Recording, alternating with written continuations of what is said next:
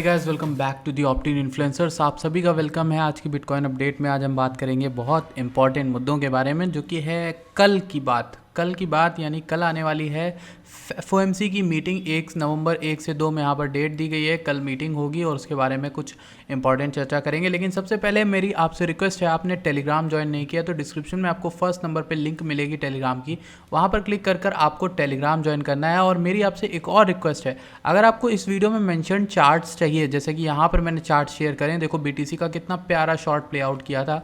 इस शॉर्ट में आप लोगों ने प्रॉफिट बनाया होगा। ये डॉट का मैंने सेटअप आपके साथ बहुत पहले जनवरी में शेयर किया था और वहाँ पे 4 से 5 बताया था और देखो वो .5 आया था। एंड ये चीज़ हो गई। बाकी मैंने आप लोगों को बहुत सारी चीज़ें जो हैं दी हैं, तो इन सब के चार्ट्स अभी भी मिलेंगे अगर इस वीडियो के 100 लाइक्स पूरे होते हैं और आप टेलीग्राम पर जाते हो तो। ठीक, अब हम बात करते हैं, शुरुआत करते हैं कहाँ से शुरू करें इस सेशन को। पहले हम बिटकॉइन में पाएंगे एक डाइवर्जेंस। व्हाट इज़ इट, आखिर कहते क्या है डाइवर्जेंस, आखिर होता क्या है, लेट्स अंडरस्टैंड। तो सबसे पहले जब टाइम के साथ प्राइस ऊपर जाता है, ठीक, जब भी किसी भी सिक्योरिटी, किसी भी स्टॉक, किसी भी कॉइन का प्राइस ऊपर जाता है, तो हमारा जो ये आरएसआई है, ये पिछले 14 दिन के हिसाब से हमारा मूवमेंट को या फिर वॉलेटिलिटी को ट्रैक करता है और उसके अकॉर्डिंग ये बताता है क्या ये प्राइस जो अभी चल रहा है क्या वो जस्टिफाइड है, यानी क्या वो होना चाहिए, क्या वो रीज़नेबल है इस टाइम के अनुसार, क्या प्राइस इतना ओवर वैल्यूड है या अंडर वैल्यूड है। तो यहाँ पर ओवर वैल्यूड दिखाया जब पहली बार हम 20,900 आए, तो ऑब्वियस सी बात है ये इसे रीसेट करता है और नीचे आते आते हम बीच में आते हैं 50 तक आरएसआई के, और उसके जस्ट बाद हम लोग फिर से ऊपर जाते हैं। बट इस बार हम लोग उसी सेम लेवल पे गए 20,800 पे, पर इस बार जो प्राइस सेट कर रहा है वो बता रहा है कि नहीं, ज़्यादा बड़ी बात नहीं है यहाँ पर आना। ठीक, अब इस बार हम लोग फिर से अगर यहाँ पर इसी एरिया के अराउंड मंडरा रहे हैं 20,700 से 20,800, पर हम देखेंगे आरएसआई नीचे जाता जा रहा है। आरएसआई जो है वो बता रहा है कि यहाँ पर कुछ खास मूवमेंट या वॉलेटिलिटी नहीं आ रही है। यह हमें वॉलेटिलिटी का गिरने का संकेत देता है, वो जो कि बहुत इंपॉर्टेंट है किसी भी एसेट के मूवमेंट में।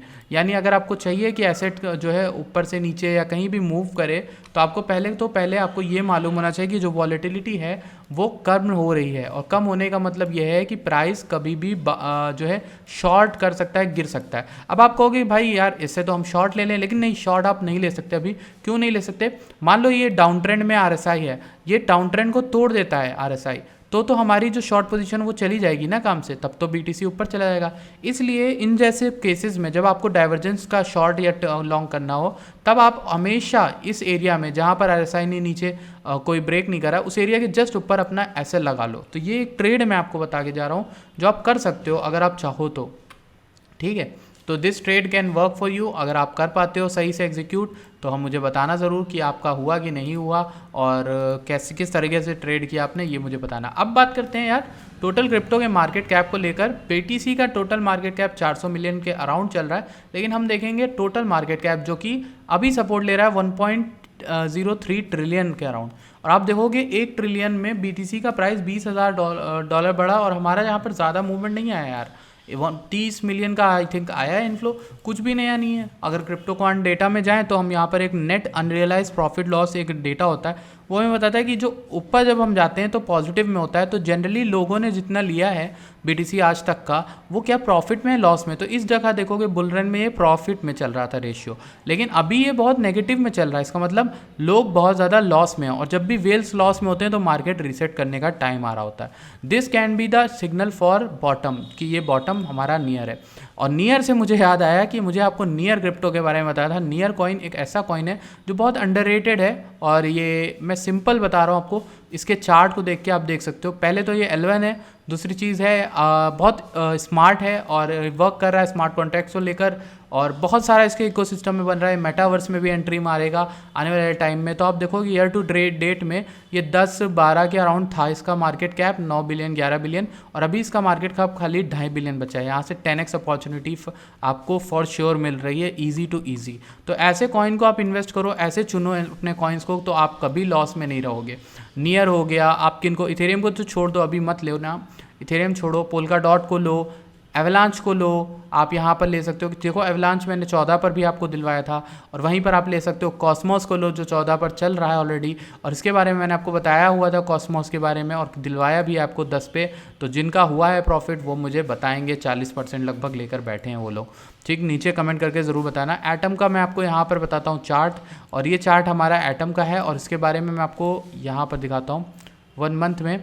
और 1 मंथ में अगर हम एटम का देखें तो एटम बहुत ज़्यादा बेयरिश हो चुका था, और उसके बाद इसने काफ़ी अच्छा रिटर्न मारने के चांसेस मुझे एटम में दिख रहे हैं, और ये यहाँ से रिटर्न भी मार सकता है ऊपर की ओर। लेकिन मैं ये बोलूँगा कि यहाँ पर इसके सामने बहुत सारे हर्डल्स आने वाले हैं। पहला हर्डल मैंने आपको बता दिया, ये वाला था मंथली में। वीकली में इसको कर दें अगर हम, तो let's see what is happening. मैंने यहाँ पर एक हैमर बना रखा है, आप ध्यान दोगे। हैमर क्या है क्या नहीं है वो समझा देता हूँ। ये जो हैमर है ना, ये कस के धक्का मारती है जब भी इस जगह पे प्राइस आता है 14.7 के अराउंड, अगर आता है 14.5 के अराउंड भी, तब भी ये हैमर इसको धक्का मारने की कोशिश करेगी। तो अगर धक्का मार लेती है सक्सेसफुली, नीचे ले आती है इसको, तो हमारे लिए बेरिश हो जाएगा एटम। अगर नहीं मार पाती है तो एटम हमारे लिए बुलिश हो जाएगा। सिंपल सी बात है, आपको ये समझना है। अच्छा, बात करते हैं हम लोग DXY को लेकर। तो DXY जो है वो हमारा बढ़ता ही दिख रहा है, 111 के अराउंड है, और नीचे गिरा ज़रूर था, करेक्शन इसने लिया था, और मुझे नहीं लगता कि ये अभी रुकने का नाम लेना चाह रहा है, क्योंकि जो इसका मूवमेंट हुआ है वो अच्छा लग रहा है मुझे तो देखने में। और फेड की मीटिंग आ रही है यार, ये चीज़ तो आपको मालूम ही होगी। अगर नहीं मालूम है तो फिर भाई मैं क्या बोलूँ, आप लोगों के लिए बहुत इंपॉर्टेंट हो सकता था, ठीक। तो ये चीज़ आपको समझनी है, ठीक। तो that's it for today session. I hope आपको अच्छा लगता हो यार सेशन। अगर अच्छा लगता है तो 100 लाइक्स करना। चार्ट जो मैं आप लोगों को दूंगा टेलीग्राम ज्वाइन करने पर और वीडियो के 100 लाइक्स करने पर, वो चार्ट्स कौन से हैं मैं आपको बता देता हूँ। पहला मैं आपको एटम का चार्ट देने वाला हूँ, वहाँ पर BTC का चार्ट देने वाला हूँ, कहाँ से क्या करना है, एंट्री कहाँ पर लेनी है, क्या करना है, वो सब चीज़ें भी मैं बताऊँगा। चलो एक बार S&P को भी देख लेते हैं क्या कर रहा है। S&P हमारे एक रेजिस्टेंस के एरिया में आ गया है, मैं आपको बता देता हूँ, देखने पे ही पता चल रहा है रेजिस्टेंस कौन सा है।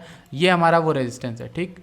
ये हमारा वो रेजिस्टेंस है 3900 वाला, और इसके अराउंड ये टूट सकता है, ठीक। तो इसके अराउंड रिजेक्शन मिल सकता है, तो बी केयरफुल।